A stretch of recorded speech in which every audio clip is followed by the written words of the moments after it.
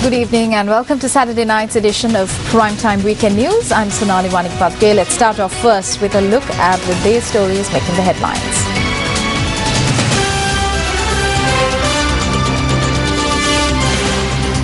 Sri Lanka Freedom Party decides to take final decision regarding conduct of local government representatives who face various allegations. Archaeological sites in Polonnaruwa invaded by treasure hunters. Irregularities found in the North Central Province teachers' examination. Individual who was shot dead by police in Mount Lavinia identified.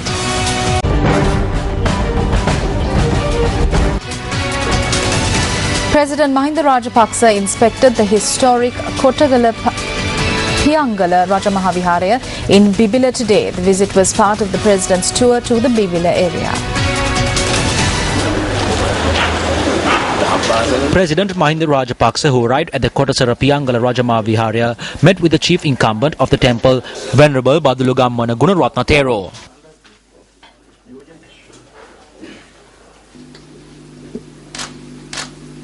The President also inspected the Tampita Viharaya, which is believed to have housed a sacred tooth relic at one occasion.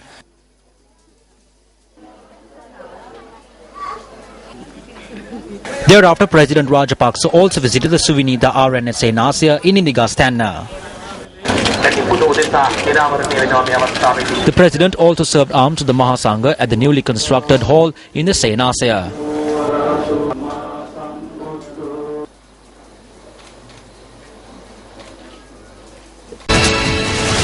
Ancient relics bear testament to the proud history of Sri Lanka.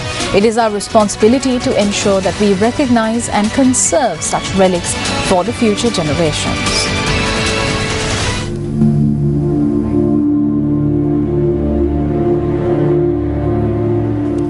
Polonnaruwa, which boasts of a proud history, is the second most ancient of Sri Lanka's kingdoms. Numerous priceless relics can be found in the city even today. The ancient city of Polonnaruwa has also been declared a World Heritage Site by UNESCO. Polonnaruwa stands testament to the discipline and greatness of the kingdom's first rulers.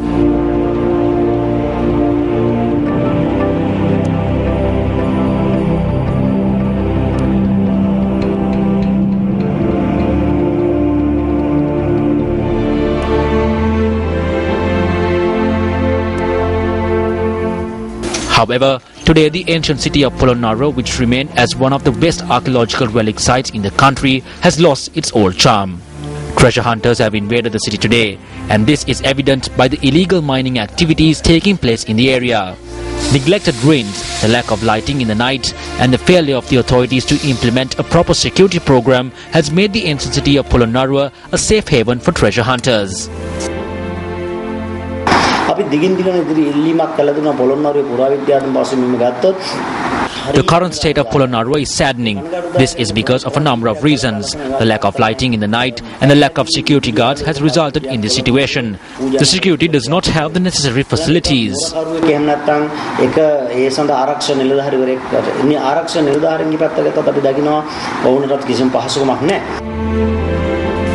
The most recent incident of treasure hunting in Polonnaruwa was reported on Posan Day when treasure hunters destroyed the Swastika Pokuna, which is located in close proximity to the Rankot Viharaya. Area residents charge that the authorities who are in charge of protecting these heritage sites do not pay any heed to the cries of area residents.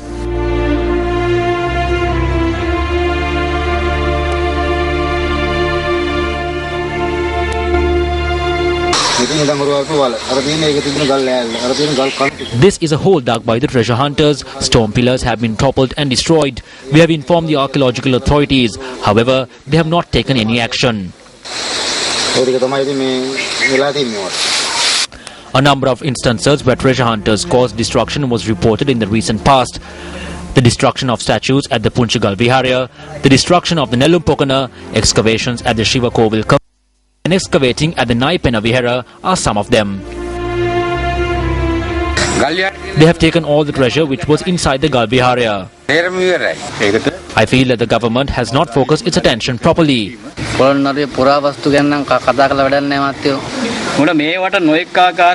There are various security measures in place.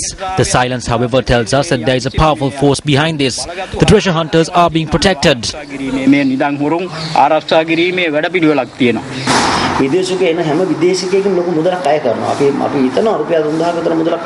I believe that they charge about 3,000 rupees from each foreigner. If this money is used to beef up security and develop infrastructure, then archaeological sites like Polonnaruwa can be protected. Security should be beefed up and electricity should be provided in a proper manner. If these measures are not implemented, the existence of Galviharya is questionable.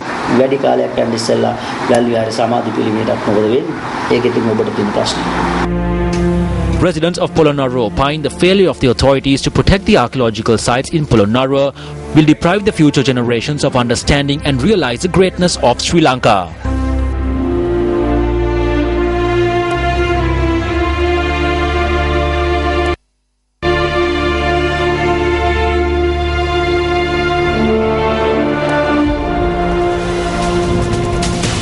The individual who was killed in police fire down Huludagoda Lane in Mount Lavinia on Thursday has been identified. The office of the police media spokesperson said that the body was identified by the father of the victim.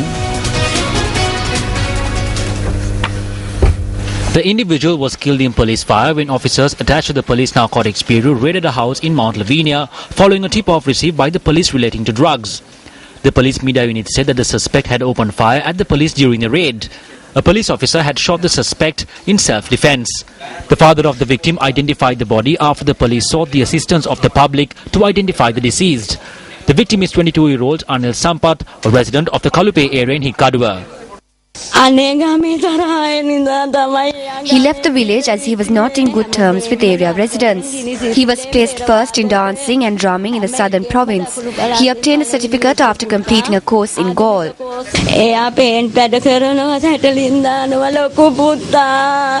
body of Anil Sampath has been placed at the Kalubowila Teaching Hospital for the post-mortem examination.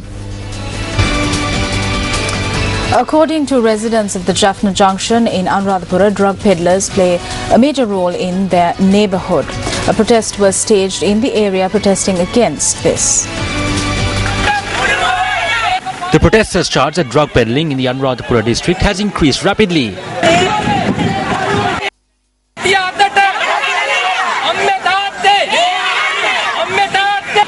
The business community in the area also showed their support by closing their shops today. Activities at the Anuradhapura Jaffna Junction take place according to the needs of drug peddlers. We are not carrying out this protest to topple the government or to show our dissent towards the police. We launched this demonstration because we are concerned about our children.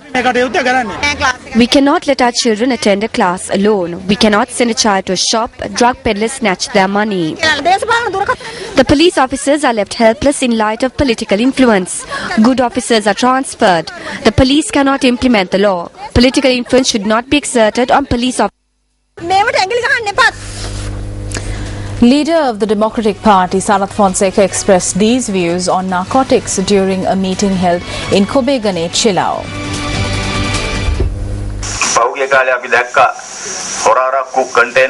We saw recently individuals importing container loads of illicit liquor. Illegal narcotics can harm the public. Then they imported drugs, and when it was caught, they legalized it. They protected this individual.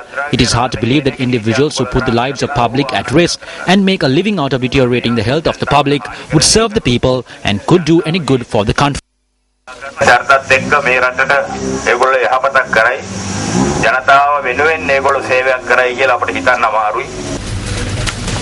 Well, a short while ago, Sri Lanka clinched victory of the first one-day encounter against South Africa. We'll be taking a detailed look at this on Sports First, coming up later on in the news tonight.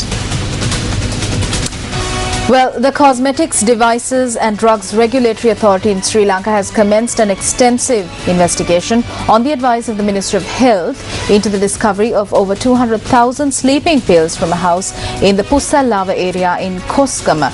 This is incidentally the single largest stash of pills to be found in the possession of an individual discovered. The police said that a woman and another individual has been arrested over this discovery. The raid was conducted yesterday by the officers attached to the Cosmetics, Devices and Drugs Regulatory Authority in Sri Lanka, together with the Kosgama police, based on a tip-off. The pills were packaged in boxes at the time of the discovery. The Ministry of Health said that the individual arrested has no connection to the sale or distribution of medicine. However, the suspects had told the officers who conducted the raid that the stocks of pills were placed in the house to be distributed among pharmacies. Investigations are underway to determine whether this was part of a large racket. Meanwhile, issuing a communique, the Ministry of Health said that investigations are also underway to determine whether the pills are used in the manufacturing process of alcohol. Indian Minister of Foreign Affairs Salman Khurshid, responding to a question raised by Indian media on talks between Pakistan and Sri Lanka on a possible nuclear pact, has said that there is no need to be unduly concerned.